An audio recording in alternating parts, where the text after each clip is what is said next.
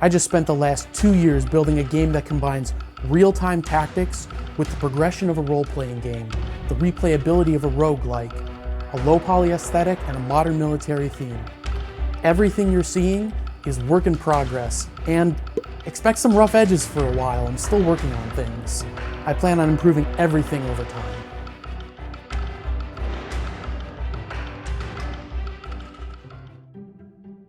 I've never built a game before. Sure, I've tried.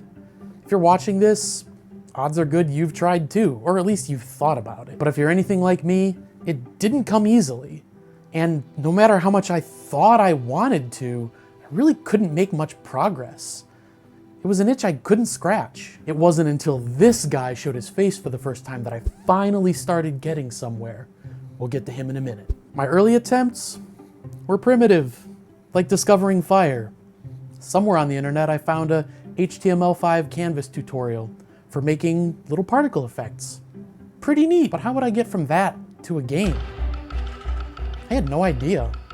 Where would you even start?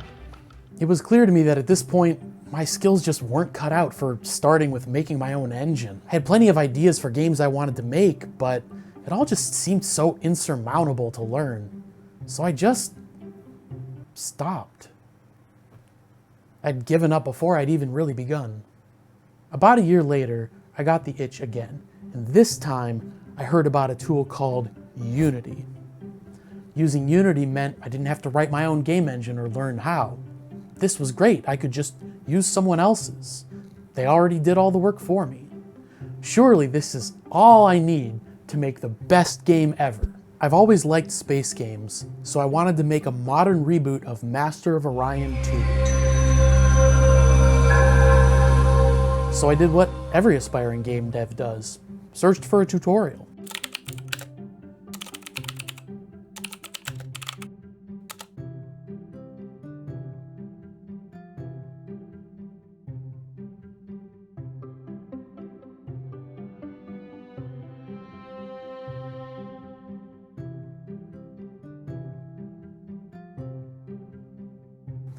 Before long, I had something looking pretty cool.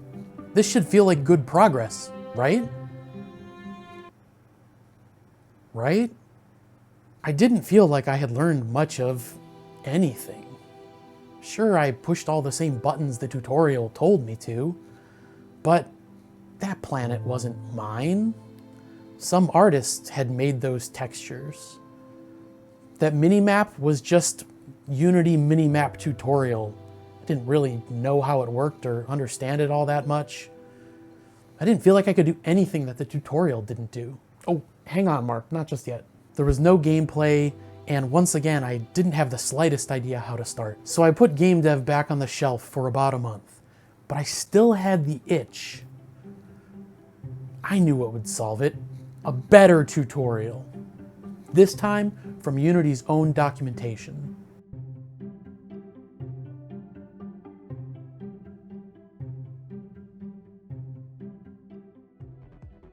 I was able to follow it all. I got the intended result. It looks pretty cool. But once again, it wasn't mine. The art, the sound, the code, none of it. It was all someone else's. In some ways, this was even worse because it just reinforced the idea that I couldn't build a game on my own without someone holding my hand. Sure, I picked up a few bits of Unity knowledge here and there, but I didn't know how to translate it into anything other than the Unity asteroid space shooter. We're almost ready, Mark. It hadn't helped that I didn't really feel like a real developer. Sure, I went to school for it, but I didn't do very well. I got mostly just barely above passing grades in my computer science classes. It was years before they would even let me touch code at work. I felt like a total imposter. So game dev went back on the shelf again. This time for 7 years.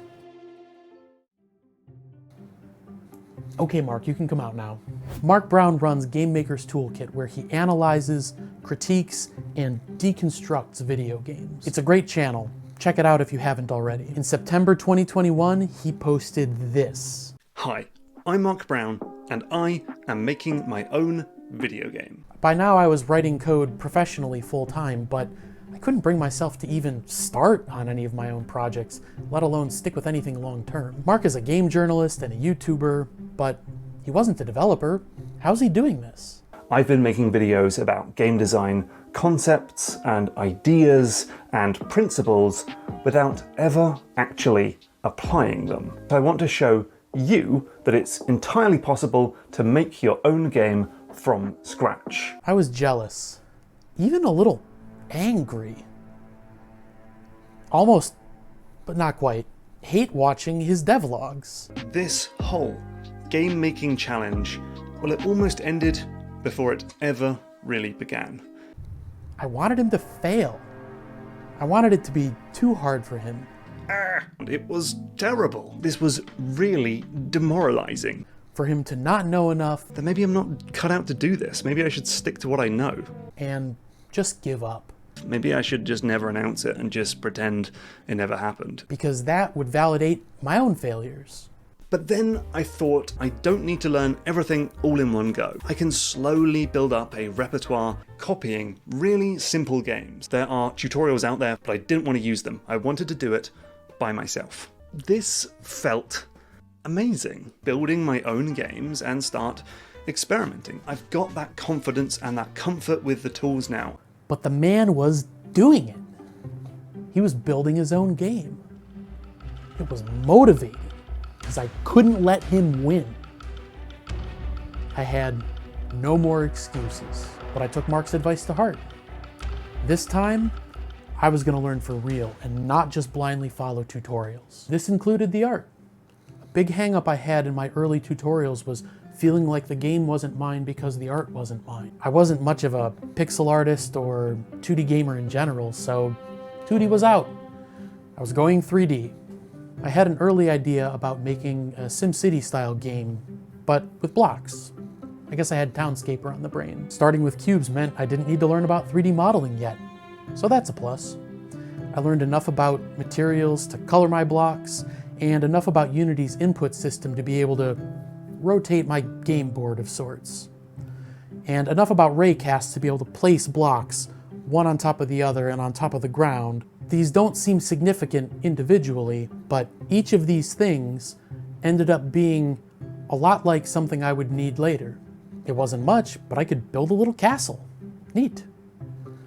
This was already feeling like much more of my own game than any tutorial I'd ever followed.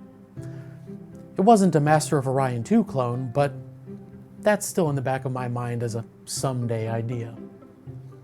Actually, there was one problem. It wasn't really a game, more of a toy, a voxel painter. Couldn't win or lose, and there wasn't really any challenge, other than just seeing if you could build something cool.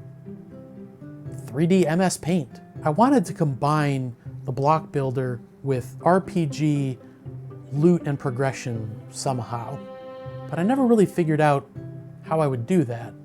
Maybe I'll come back to that someday. Speaking of RPG loot and progression, I wonder if that will come up again. So that's how I got started.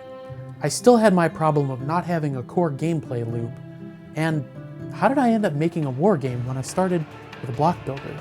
If you're from the future, that video is right here.